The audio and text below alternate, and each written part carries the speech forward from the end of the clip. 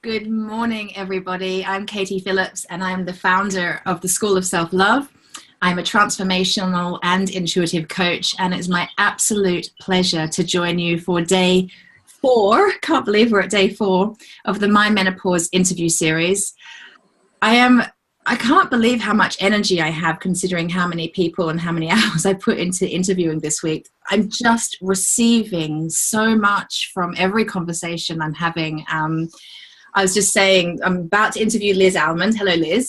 Hi. I was just saying to Liz that I'm just taking so many little nuggets from every single conversation, and I really feel like I am putting together my own puzzle for my menopause. That's why I called this series My Menopause, because this is about a woman working out specifically what she needs to support herself uniquely through this really natural life transition. So without further ado, let me introduce the lovely Liz Almond, and I'm going to do that by reading your bio first, and then we'll dive in. That's okay. So Liz is an inspirational and multi-award winning spiritual teacher, coach, author, therapist, and business mentor. Liz had an accident in 1996, which was a catalyst for change. It led her to having 2 years off work. Positivity and overcoming adversity have been the theme through her life, and Liz has recovered her health dramatically. When she started her business, she was confronted with a run of personal bereavements, leading her into depression, and her business and finances floundered. She now helps midlife business owners resolve their health, their wealth, and happiness issues, which are affecting their mental health. And I am particularly keen to... Oh, hold on a minute. I'm muted, am I? No. Sorry, I've got somebody saying no sound. Can't hear me. I can hear you. You can hear me? Anybody else? That's good to know, just in case. Anybody, any of the other attendees, can you let me know in the chat box? Hold on, Q&A. Yes, I can hear you, Jean says for life. Love you, Jean. Thank you. Okay, well, Silvana, I'm sorry you can't hear me. Hopefully it's something you're in. Just need to switch something on. Hold on, I've got another message. Yep. You can hear me. Okay, Julie. Great. Okay, right. Where was I? I freaked out there. No. I was just saying to Liz how much I love technology at the moment when it's supporting me. Yeah, no, I'm really, let me just ground myself into this now, because this is really, this is going to be a really important and meaningful conversation, I think, for a lot of people. And I have been particularly keen to have this conversation with you because I am more and more realizing, I don't know if you know, Liz, I can't remember if we talked about this, but my mum took her own life when she was 49. Oh, no, didn't know that. So when she was 49, she overdosed. And, right. And you know, she had a history of clinical depression. Mm-hmm. So we all put it down to that. The more I'm researching around this, and the more I'm wondering, I wonder if my mum, because I've never got to have the conversation, I was 22 when she died. Yeah. Conversation with her about menopause. Mm-hmm. I have some vague memories of her having some hot flushes, but I don't remember a conversation about menopause at all. Yeah. And I can't, the fact that I'm 43 and in perimenopause, and she was 49 when she died, and she was having the toughest time in her 40s. Mm-hmm. I can't help but wonder, and I will never know the answer. I will never, ever know, but I can't help but wonder if what was going on for her hormonally was a massive contributing factor to her depression. And what I know for sure is the antidepressants didn't do the job. Yeah, there's a lot to be done without medication to actually get the answers. So I'm feeling really passionate about this because I'm understanding more and more the mental health implications of menopause, and I know I have felt the volume keeps changing up and down for some reason, just so you know. Does it? Yeah, not sure what that's about. I wonder why. Okay. It's fluctuating. You're absolutely fine at the beginning, and it's just going up and down. Okay. Well, I am going to cross my fingers and ask for the tech fairies to come in and help me. Just going to ask the technology to work now. So you get the answers. Yeah. But anyway, it's an important conversation, and I feel that I just wish my mum had this information back then, because I think she could have supported herself with more than just talking therapy and antidepressants. I think she could have supported herself even more holistically, and maybe her life could have been different. I'll never know. Let's have the conversation about mental health now, and how it impacted through this very natural change of life. Start by talking about your menopause story, if you don't mind. Of course. So I'm 46. So I've gone through sort of perimenopause. I'm not in technical menopause yet, as I still am having my periods, etc. But when I was 43, that was actually when some of my hardest times were of depression. My husband had left, had a run of lots of different bereavements. My mum had died, my cat had died, my sister-in-law had died. I had accrued a lot of debt, lots of different things happening. My mum was actually sectioned twice as well. And if I think about it, it was actually during her menopause that actually happened. But just you talking about it now just made me think about that and realise that. Excuse me. But which was interesting, because I've never actually thought about that. So my the hormones of going up and down, how things affect us. I was trained in 9 different therapies, so in theory I should be okay, because if you had a mental health issue, you'd go and see a therapist. But actually, I was still uncovering different things about myself, and how things which I hadn't resolved from the past that were, they were then causing me a problem. And so my menopause journey has really been, it was quite dark, trying to work out at the start of it about what's going on. Like you, not even knowing what perimenopause is really, because I didn't even think about it. Didn't think, I'm at this age and this is what might be happening, because there were just so much things imploding in my life at the time that that didn't even cross my mind that that's what it could be. And actually, I think, when we've talked previously, I never even realised that's what I was working on with my clients, that I was working on their menopause issues, if you like, because I hadn't even looked at what the symptoms are of menopause. That was actually what I was working with them, sort of in my one-to-one work. I suppose because I hadn't seen it that way, just because of how I'd been trained. I was just working on specific fears, phobias, anxieties, but not labelling it as a period of time that maybe somebody would have more issues that they hadn't dealt with. Whereas now it's very much that is what it's about, and more issues that come up as part of it. Yeah, absolutely.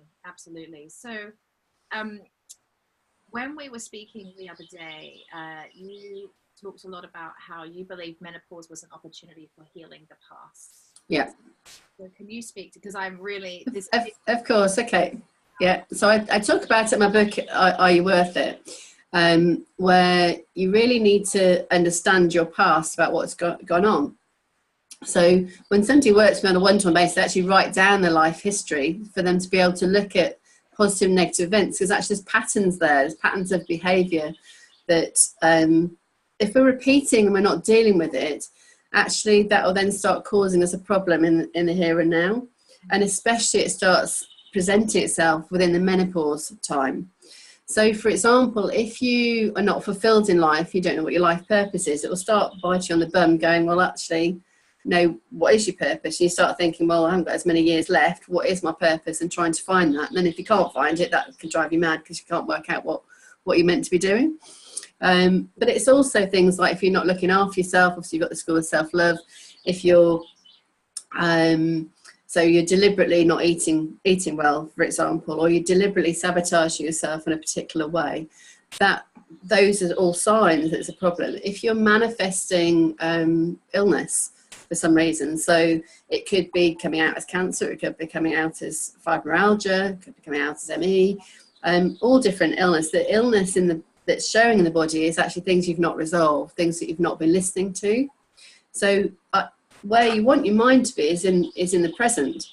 Actually, if it's ever referring still to things in the past, which might be to do with a bereavement, might be to do with that you haven't let go of the grief of a parent who's died or whatever, it could be to do with you might be be attracting men in who are actually causing a problem. So you've always been the breadwinner. They've always been the pain in the arse, and they've never actually earned the money. Had an addiction problem, caused you a problem. Well, actually, if you're going to find a new man now, there's things you need to learn about yourself and learn how you're interacting with that person, because actually that's your issue, not their issue. It's how you've actually created, because everything's been created from you, from your mindset, from what you're attracting into your energy. So it's very much about looking at the patterns of what's going on in all aspects of your life.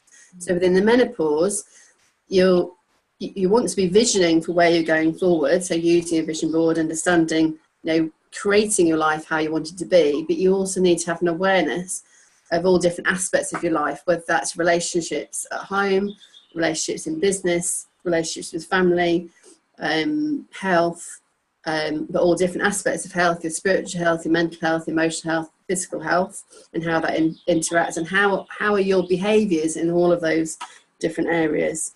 Because if you've not dealt with different things, then it'll create you a problem. So, for example, if you're a really ungrateful person, and my husband left me, and actually, I wasn't grateful for some of the things that he was teaching me at that time. I took him for granted that he'd always be here. In fact, he didn't leave me because he didn't love me. He left me because I couldn't give him a natural child, and he did have that this year. Okay, so it was a good thing that actually happened for him and for me, because he wasn't supposed to be with me anymore. And we're friends now. It's not really not a problem.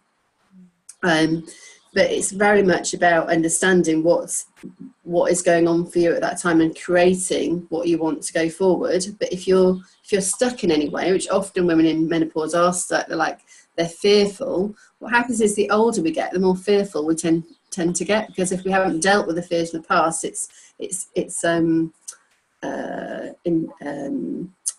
what's the word for it? A cumulative effect. Yeah, it's building, because that's how the emotions work in the body. So if you're not using techniques like emotion freedom technique or meditation or other hypnosis or whatever, and you're not shifting the emotion out of the body, well, where's it going to go? It's only going to be imploded. Often we're British stiff upper lip. We're actually biting in, not saying what we really want, we're biting in the emotion, but then it keeps in the body, and it can't get out, and energy is supposed to move, and sort of emotion. But my language, Liz, all of this, I love it. Good.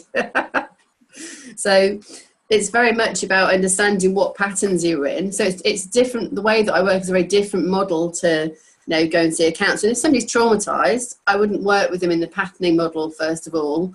I'd take them out of trauma first, to then say, well, how are you creating this? The patterns that are going on, whether it's creating ill health. So I had a client the other day who literally, she understands she's creating it, but couldn't breathe. She said she's already at night time not sleeping with sleep apnea. She's now doing it during the day, and she said, I know it's because I'm not sure I want to live. But and by doing emotional freedom technique with her, we were able to shift that, so that she could, she actually can breathe properly. She's not needing to do that, because we do some weird self-sabotage to ourselves when we can't see. And it was also she couldn't see fun going forward.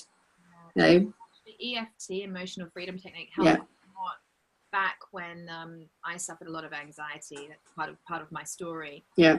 I don't have it at all anymore, but EFT was part of my way of getting through that. I think everybody should, kids, adults everybody should learn how to do it. It's free at the end of the day. Once you know how to do it, but you have to love yourself enough to do it. And that's one of the things that I find is that people go, oh, well, that's with meditation or different things that they know about it, but they don't do it. And that's to do with your self-worth.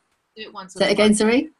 I'll do it once. But then... Yeah, and you have to keep doing it. And I work on myself every day. When something comes up, I go, okay, what technique am I using today on myself to actually sort it out so it's not there? Because life's a journey.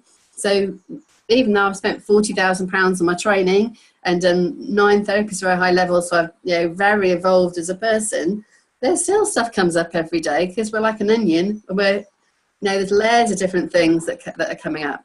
I also think that when you sign up to do this work in the world, Mm. like really doing the work on yourself daily. Yeah, and I learn from every client. There's there's messages for me with every client about, there might be some learning I hadn't had, or something, some other nugget that actually was supposed to be sharing with somebody else. And it's always sort of a thread of different things learning. And, so I was working with a client yesterday and disrespect came up, and I was able to say, actually, that was an emotion that nobody ever discussed with me about. But actually, I felt really disrespected by my husband when I was out earning loads of money, trying to, pay off the debt and whatever. And he wasn't really stepping up to go and to do that. I don't think he knew how to do that, to be perfectly honest. But also he was very depressed at the time and just couldn't get himself into a place to do it. It was just how it was. But why is it that, can you hear me okay, Liz? It's still very low, but I'm doing it. That's why I keep coming closer in. But I have got the headphones on trying to hear it, but no, I don't know why. It's because it was perfectly fine when we first started, but it's just gone. Okay, well, I'll talk louder. Okay, thank you. Why is it that, why do you think it's menopause, the time of menopause specifically, that we're being called to heal the past? Why now? I would say that there's always a journey of healing things all through your life. But if you have been ignoring it, then it will start creating you more problems. So some people sail through menopause and don't seem to have a problem. They don't have as many symptoms. They might be in a stable relationship at home. It tends to be somebody who's had a lot more sort of maybe relationship issues or whatever, and not had as much stability. They tend to have more of a problem. So if you've been born into a family who believed in spiritual things and understand that you have to be shifting emotion and whatever, if you've been educated that way, you're more likely to have shifted things as you're going through and built habits in to be able to do that. I came from a family that we didn't talk anything about spirituality, and even when my dad goes to church and he talks about God and whatever, but he doesn't really get what I do, to be perfectly honest. Bless him. Neither does my dad. Yeah. But that's just how it is. But if I look at the different aspects of what I say in my book, I talk about being attracted to the universe, the qualities we have or unattractive. I can see what attractive qualities he has of having that self-belief of God to be attracting what he's attracted to within his life. So if I said more logical things to him, then he probably would get it. To be perfectly honest, but it's just, maybe it's the language I use or whatever. It's just, that's just one of those things. So I think the whole menopause period is, if you're experiencing it, if you're having increased symptoms of it, that's where you've not been visioning what you want to, you've not been realising it's a law of attraction, you've not been self-aware at all. And I think we talked about this when we were on the phone before, that this is a year of awakening for lots of people and realising that there's lots more out there and understanding, and people are seeking the information more. And actually, I think doctors are getting frustrated more about not being able to help. There isn't really anything there to help people through the menopause. And the amount of women that I've met that have said, I've had this operation that took my bits out, and then I was left and that was it. And there was no mental health support. The fact that they lost their, very private bits, Yeah, absolutely. So absolutely. Can you hear me better now? I can, yes, thank you. Okay. Yeah. I don't know why that's needed today, but there we go. So let's, I want to understand what you're working with. So the women that are coming to you that have menopause, are in menopause, what are they presenting to you with? What are the most common complaints or worries or concerns they're coming to you? All right. Yeah, I should say actually I work with men as well, because men actually have menopause too. So just so that anybody who's listening, that they realise that this would apply to men as well as women. Okay. So the symptoms generally are not being able to sleep. Okay, or their sleep is affected. So it could be that they are having nightmares, but not necessarily. That sleep is more of a problem.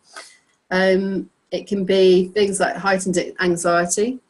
So worrying about things which didn't cause a problem. Sometimes people have known they've had anxiety for a long time. They just put up with it. So I was talking to somebody on the phone yesterday who signed up as a new client, and she's she's now fearful about going to she's one of 7 children. She's in her early 60s, and she knows she's going to this particular wedding, and she just knows it's going to be difficult being around all the family, because she never felt she fit in, because 5 of the children were born very close together, but she was the last one. But she's living from the belief of I don't fit in. So whenever she goes to that particular thing, she thinks, I don't fit in. And she's never been able to express to them properly about the fact she doesn't feel she fits in, or the fact that she didn't really connect with them when they were growing up. What's the commonality? Because generally the people who I attract as my clients will have gone through an aspect of what I've gone through. So she's already been told by her mum that she was not wanted. That's right.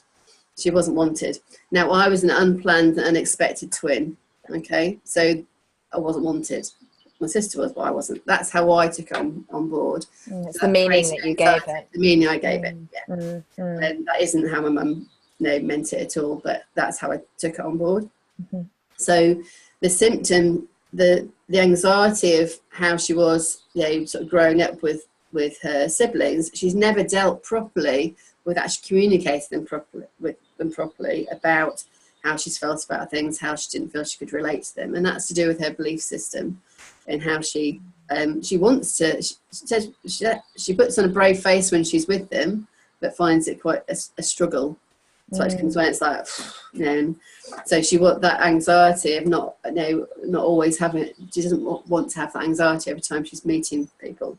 But the anxiety can come out in different shapes and forms. I mean, I work a lot with business owners, or I do have non-business owners as well that I work with. And so it can present itself as a fear of flying, or a fear of driving, or fear of blood, or an issue with the darkness. And what happens is things have imploded over time, and it's just not been dealt with. So then it all becomes like a massive thing. So a client I've been working with, she's got bulimia, and actually that's accumulation of different anxieties and phobias that's causing her that problem. And she's 41, so she's kind of approaching perimenopause, but obviously menopause, that's just a technical term of saying when you start is around 43. For some people it's earlier, some people it's later. We're all different at the end of the day. Yeah. But it's about confronting the different issues that come up. So so a lot of it can be how you're interacting with other people. A lot of rejection issues. So if they're in business, it could be the fact that they've been rejected by clients. People, their self-worth issues can come up. Financial issues, so obviously I didn't make money and lost money in business, okay, because I didn't know how to express what I was doing and how I was doing it, because it's quite unusual, as what I'm bringing forward as a concept. But the financial issues of who's the breadwinner in the family, that can cause a dynamic, and that can cause anxiety about how you're communicating with that other person about it. And if you're not speaking up, so a lot of the people I'm working with have the belief of I can't speak up, so I'll take out that as an issue. And often they'll have a thyroid issue, and that's what it's linked to, body wise, okay, because that's very chakra.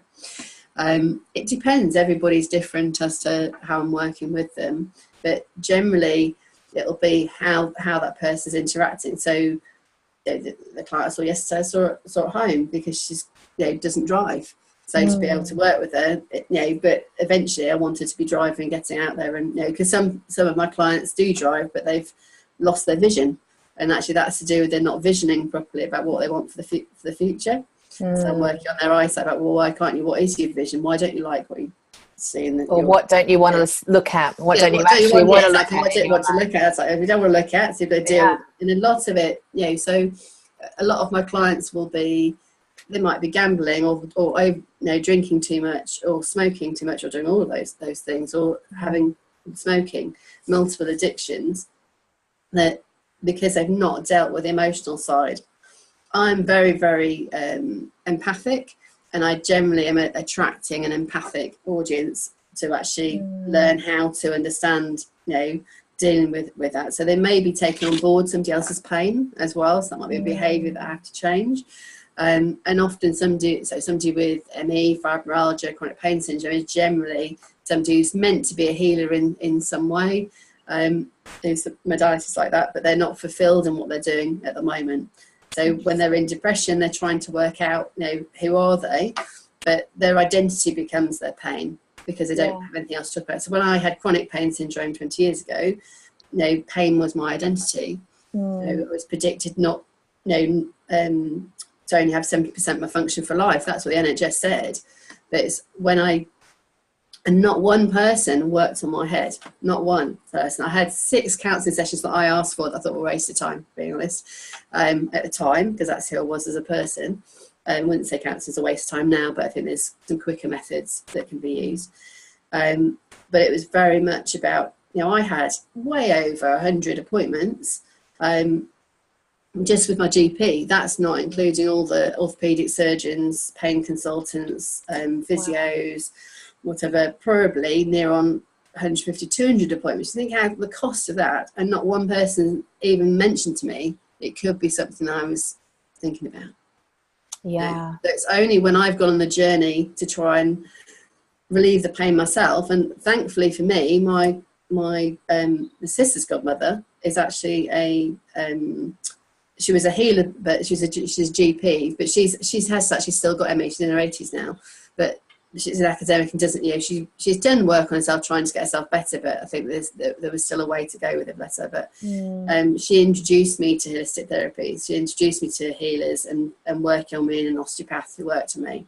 But it was still quite a period of time before I then got into learning different therapies myself. I became a coach, did Reiki, and then I've understood, especially when I did NLP, how I was creating it, and I had no idea. But it was also some of the training I'd had through Reiki. I hadn't been given enough of the mindset information that linked to my energy and what I was creating, and understanding about the law of attraction. But to be honest, I was an academic, a very logical person. I attract academics, solicitors, accountants, people who are in jobs where they've got a degree generally, where then the mind can get very stressed between what's the spiritual thing and what's the what's reality, and need to make sense of things. So and sometimes that's sort of the journey with the client, to actually help them understand that side of things, because I can be very spiritual, very academic about something, and prove why I'm saying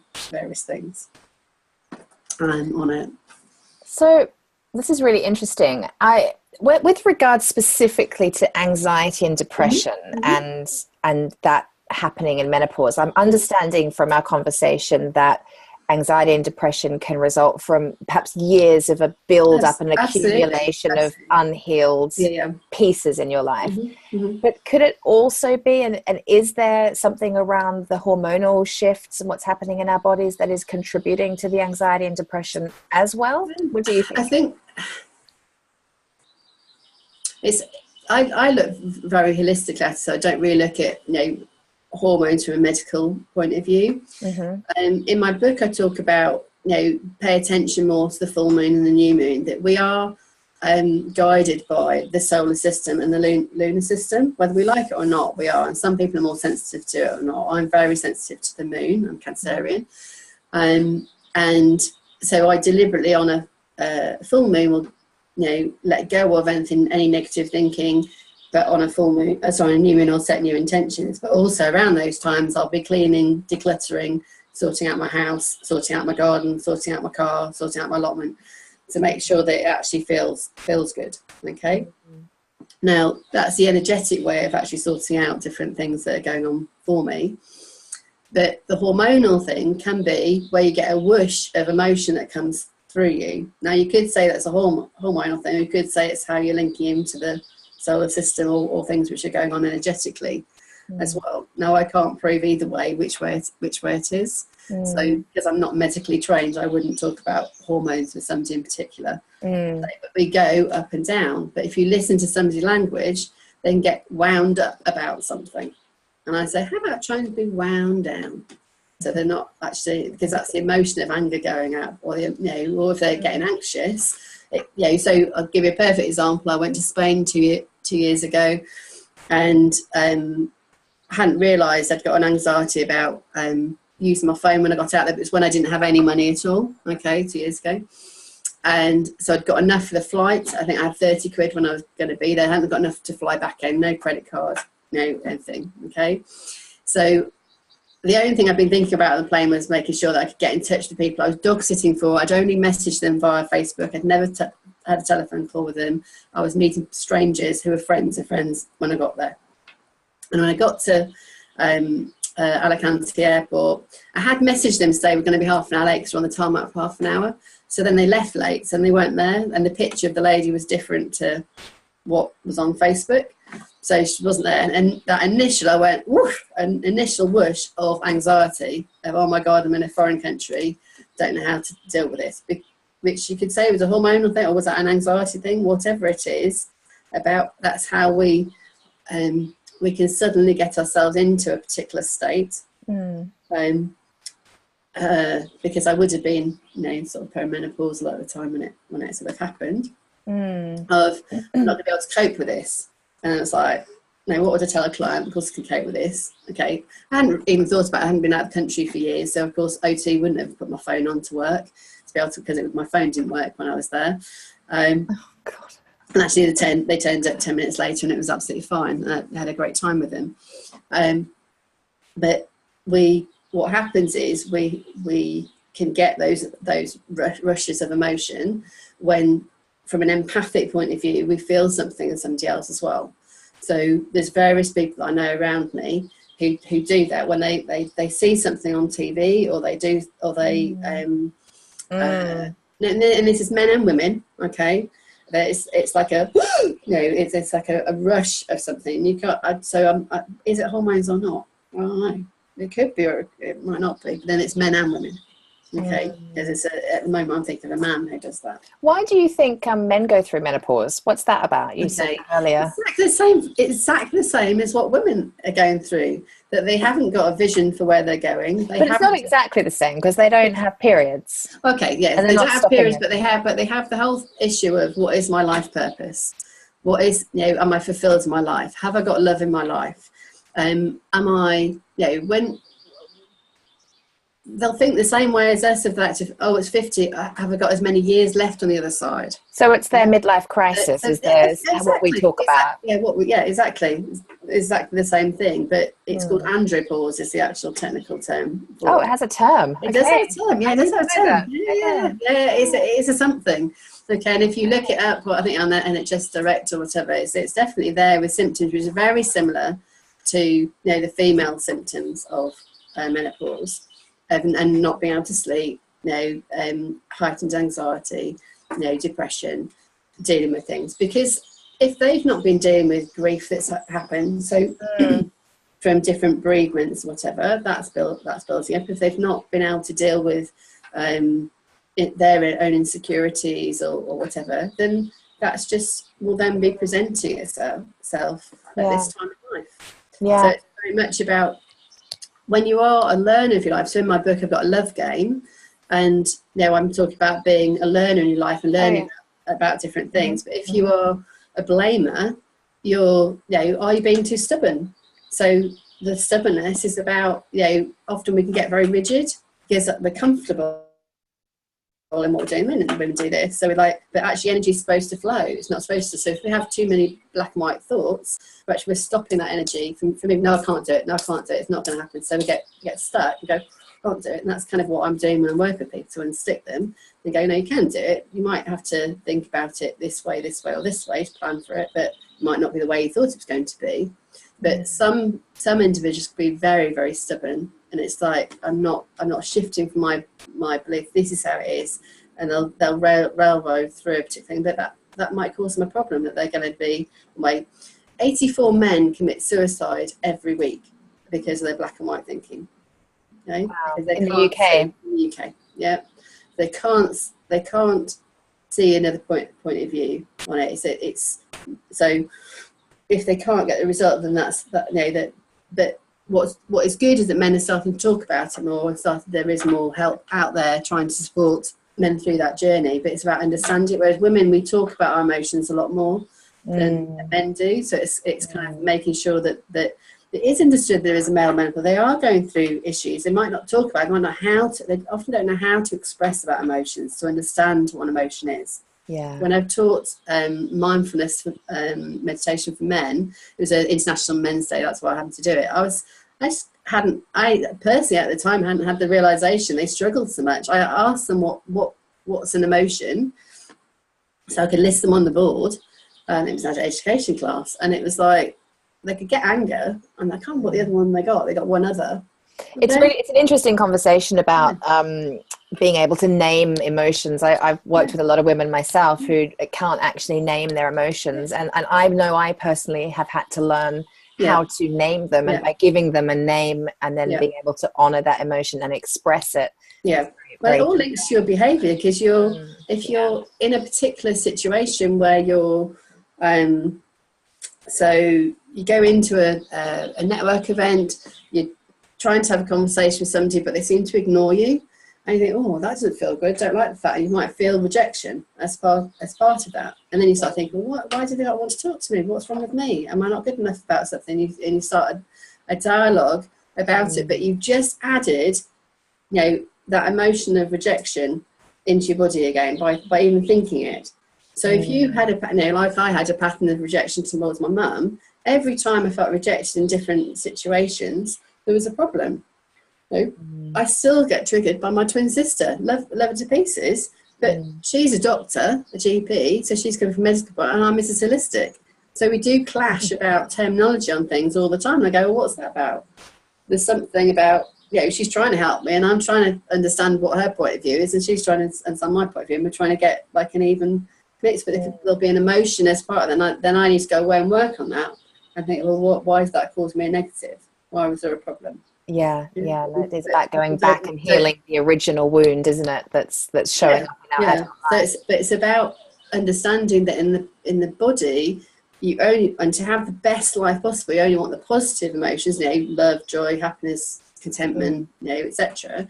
But the lower emotions of boredom, shame, guilt, hurt, sadness, grief, sorrow, they're negatives, and if you don't get them out of the body in some way, they manifest as a physical ailment, whether that's diabetes or ME or what, cancer or whatever it is. I work a lot with clients who have got a fear of getting cancer because there's various people in their family have died of cancer. And then when you start looking at their behaviour, so can you see the pattern that you've just talked about, resentment in that particular thing? Well, that's the emotion that sits behind cancer. If you're looking at this from a holistic, what learnings do you need to get about that particular emotion so that you're not going to create it anymore? It's an interesting conversation. I've got some questions coming through. And anybody else wanting to ask questions, if you're on Facebook, you by all means leave your questions in the Facebook feed, and I'm sure Liz will jump in there at some point later today or tomorrow to answer them.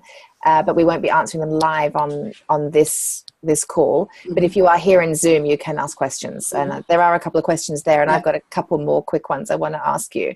But Jean has asked, where do you believe migraines with vomiting come from in relation to mental thoughts? These are new to me and began in perimenopause. Okay, so if you haven't read You Can Heal Your Life by Louise Hay, I recommend that you do, because she looks at the different health ailments. I'm not trained through Louise Hay, but I'm working on a model that fits in with what Louise is saying. I think that'd be a good bit for you to read. Thinking about from memory about migraines, migraine is about fear. But it's also usually something to do with sex life as well. Okay, so there might be fears there, but also anything to do with your sex life is also to do with your money beliefs, would you believe? Because sex, money, and power is linked in the body. So there's lots more about that. Vomiting is usually to do with psychological issues going on and anxiety that will show up, that your body will. So around your solar plexus is your stomach. So energetically, it tends to be when we're not comfortable, it's moving. Okay, so like it's spinning. Okay, so when we're sick, if you think I get like that, okay, that movement, okay, that's how our feelings move in the body as well. That we're, from an energetic point of view, it either goes that way or that way or that way or that way, okay. So if you're ever feeling sick and you know which way it's going, try just with your fingers, try to take it backwards and see if you actually feel better. You probably will. Okay, just energetically, just energetically, yeah. So if you think about it, when we're not feeling well, we put our hand on our tummy and we tend to rub it. We rub it in a particular way, and it feels better. Yeah, it's the same sort of principle, but it's just think about it that way. That we have an energetic body underneath our physical body, and that's just what's happening. But the being sick will be around the anxiety.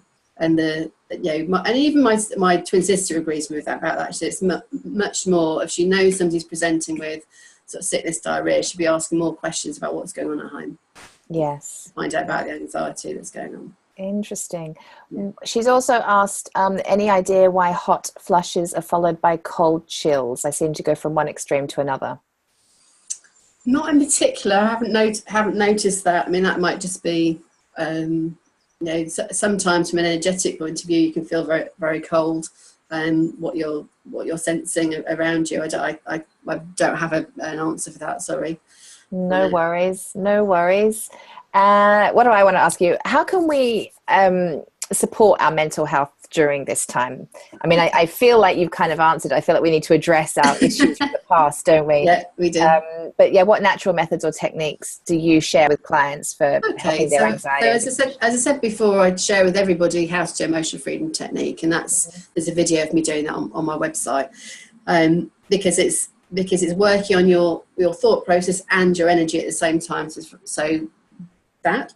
There's also meditation. I recommend that you meditate twice a day, so you're actually understanding yourself more. A lot of the people are too busy.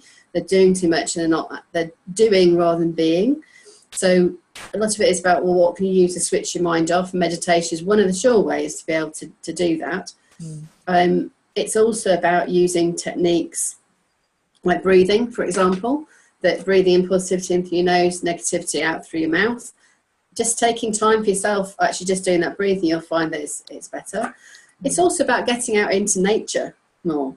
That we're too attached. Love that doing how to do this, but we're too attached to technology. Okay, and we're losing the ability to communicate properly. So actually, part of the thing is talk more to people in person, on the phone, and actually. Practice communication, practice being connected with people, and having because we're miscommunicating so much now that it's creating mental health issues. So notice, are you having dinner with your kids at the table, or are you ringing them?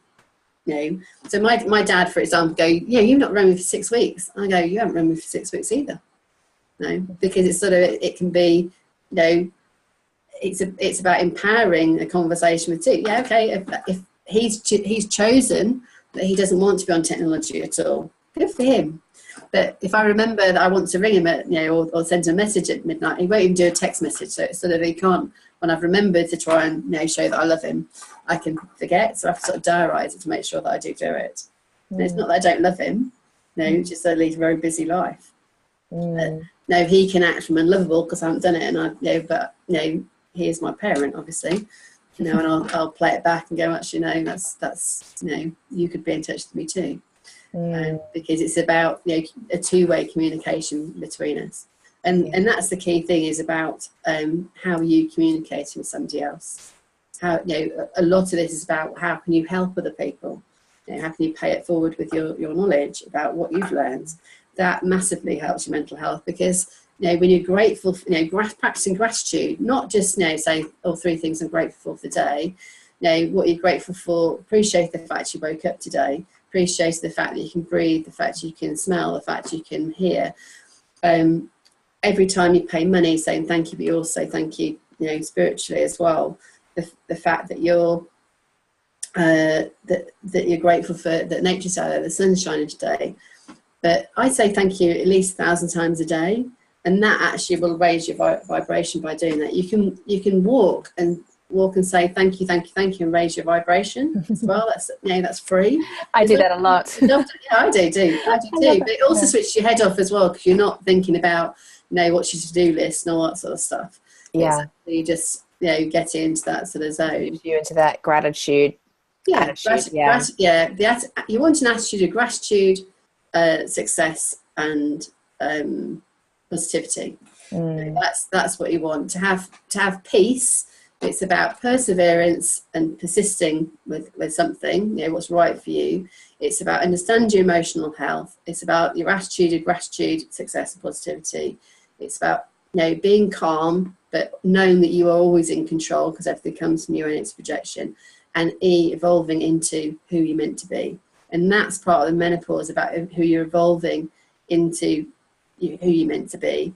And it's about being authentic to yourself. When you're not being authentic to yourself, and you're not sharing what you're here on the planet to do. So a lot of the work I'm doing with people is about their spiritual mission, who they are, where they're going, to understand that and go and teach them how to express themselves, to be themselves. When we were speaking the other day, you talked about living a magical life. Yes. So do you want to, just to wrap up the interview, yeah, of course, about what you mean when you say living a magical life? So I talk about the fact that, generally we all live a bit of a dull life. We don't realise, there's a bit of a dull life.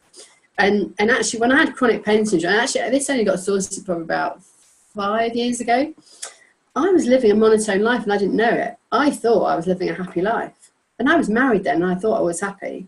And I had money then, and I thought I was happy.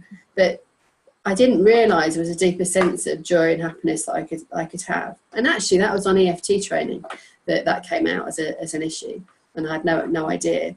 So we mainly live a dull life. When stuff happens to us, bereavement, divorce, redundancy, the big stuff that happens to us, we end up going into the dreadful and go, oh my God, life is awful, it's dreadful. So by the time we've got ourselves out of dreadful, we get back into the dull again, and we never go for actually what is actually magical. Magical is actually what we're creating. So if you get rid of that negative stuff in the past and understand who you are, and start going, right, what do I want for the future? Well, so you've got no regrets when you're on your deathbed. Well, what is it that you want to have achieved? What legacy do you want to leave? How do you want to help people? What do you want to do? What activities do you want to do? Do you want to swim with the dolphins? Do you want to be at the Taj Mahal? Do you want to go up Everest? Whatever it is that is your thing, and then work out what the financial cost of that is, and work out how you're going to make the money to create that. But to manifest, you have to be light and bright. You have to have got rid of that negative stuff that you're holding on to. And as you do that, actually what will happen, and you're living in the present, what's meant to happen for you in this lifetime from the divine will just happen for you. Like with your series, you knew that's what it was. You knew that supposed to bring it together, and that's what's But when you relax, properly relax, because there's a difference between mental relaxation and physical relaxation. Who's meant to be in your life at that time will appear. Who's supposed to, and if you're listening to every single person who's around you who tells you something, pay attention. It's a message. Notice what's around you. I was creating a course the other day. I was thinking, consciously thought it was going to be a client attraction course for therapists. And actually, I put myself into nature, and I said, is it a business course? No. It's a wellbeing course? Yes. So I just asked, very simple questions. And then I was like, well, what's the course called? And then a bumblebee came past me, and there was a little white feather on the floor. No, it's Be an Angel. That's what the workshop's called. And it's about being angelic, stopping thinking too much, and just being. And when you be and understand that, you will actually... And because a lot of people through their mental health have very spiritual thoughts coming through, and through the more medical model, they're not believed in what's actually coming up and what they're here for. And actually, it's about honouring that spiritual side that's coming through. So I knew I was my fame name is the mindset shifter that I'm shifting to, if you like. If you look at my actually my website doesn't say that yet, but spiritually I'm the healer's healer. I'm taking people up to the next level. I'm working with not just therapists, everybody, to take them up to another level, to understand what's going on. And I understood spiritually what that meant, but not everybody else really seemed to understand what it meant. I am like a Louise Hay, and I know that's what I am. But trying to express that to somebody, to understand where I was coming from about it, was, you know, it's been a challenge. And also from a business perspective, the people able to refer work to me for them to understand what that meant. Because not everybody understands a healer and what that is. True. Yeah. But I love what you're talking about with a magical life, and I'm all for living a magical life. And absolutely. And I really love that. Only we can create it. That's the thing. Yeah. Well, menopause is an opportunity, isn't it? It is, absolutely. You know, and just, you know, that self-awareness every day of, you know, am I actually living a magical life? If I'm not, take action to do something about it. Whether that's shifting a negative emotion, whether that's, you know, getting rid of a partner that's, you know, not serving you, getting a new job, starting a business, whatever it is. Absolutely. We're all worth it. Beautiful, Liz. Thank you so much for joining me today. We haven't got any more Q&A questions, so thank you for everything that you've said. I'm sure it's been really valuable, and whoever needs to hear your message will hear it. They will, absolutely. Yeah. And I'll make sure I get into the Facebook group to answer any questions that appear. Yeah, if there are any over there, then please do. Thank you so much. All right. Have a beautiful rest of your day. I will do. And thank you for taking part. All right. Take care. Bye. See ya.